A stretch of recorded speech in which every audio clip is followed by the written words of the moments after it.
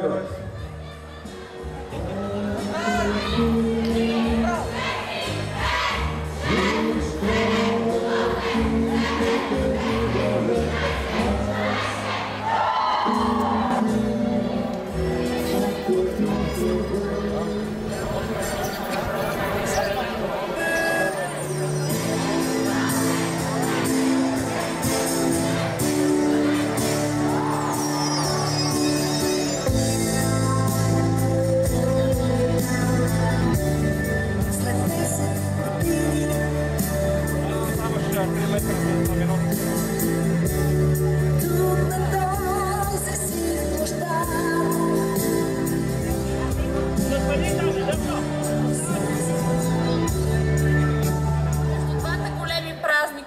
Денят на светите равноапостоли Кирил и Методий, 11 май, и Денят на българската култура, просвета и славянска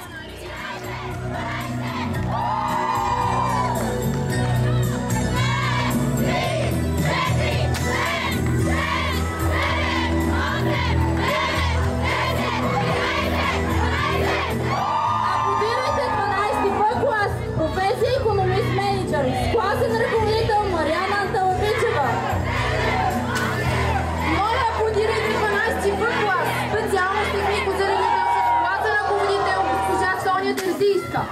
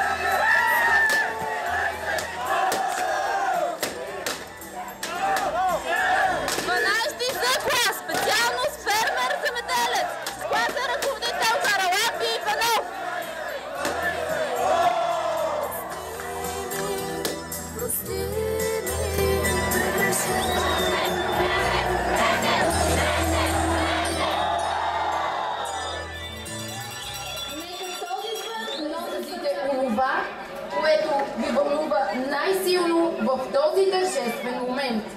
Моля да заповяда от 12. 8, 9, 10, 11, 12! Никога да не забравям те, години всичко съмнение.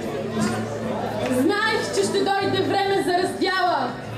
Знаех и че ще боли. 5 години будех се за смяна. 5 години радост, а сега сълзи. Ще ми липсват дните безвъзвратни. Ще ми липсват стаите дори. Ще запазям вечно в ума си спомена за ученическите дни. Край на приказките сладки. Край на хубавите дни. Време е да почнем битка с живота и да кажем с Богом на безгрижните ни дни.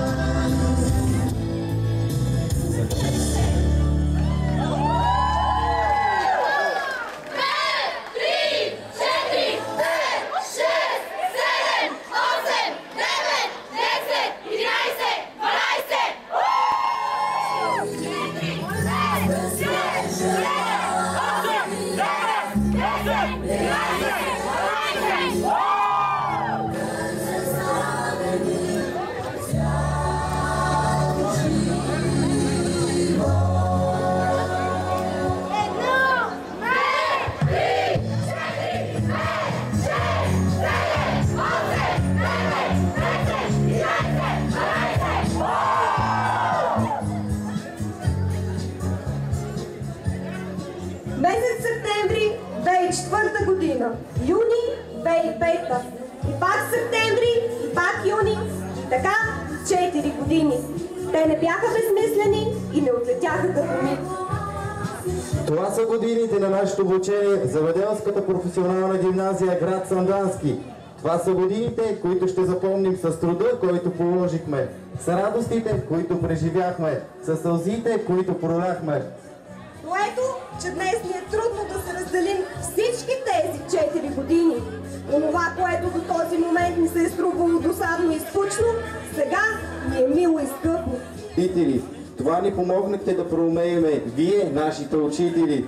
Бихме искали нашето признание днес да изтрие всеки ден от живота ви, в който сте си питали, струва ли си да продължите нататък трудния път на професията, която сте си избрали. Ние винаги ще останем първия випуск на Земеделска професионална гимназия, придобил професията икономист-менеджер. Ние винаги ще останем випуск 2008, при който възстановиха матурите.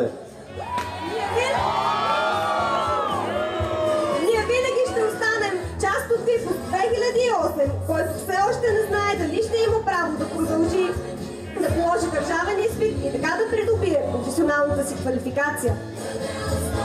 Това е нашия чар, това е нашата сила, това е нашата уникалност и неповторимост.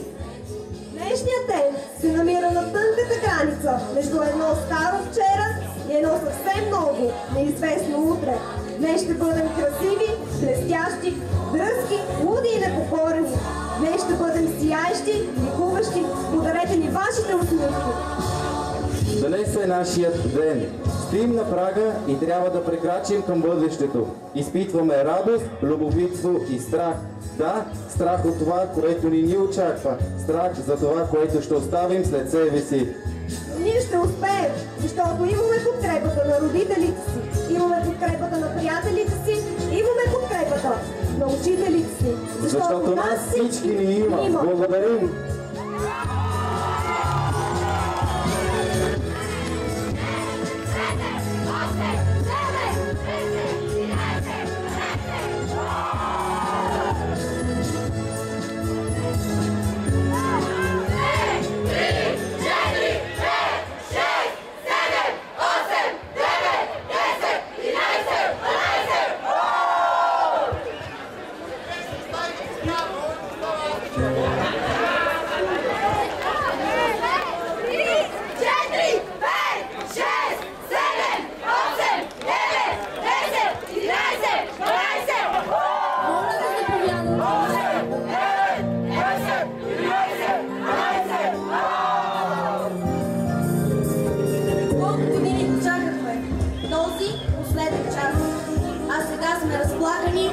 Никой не бърза от нас.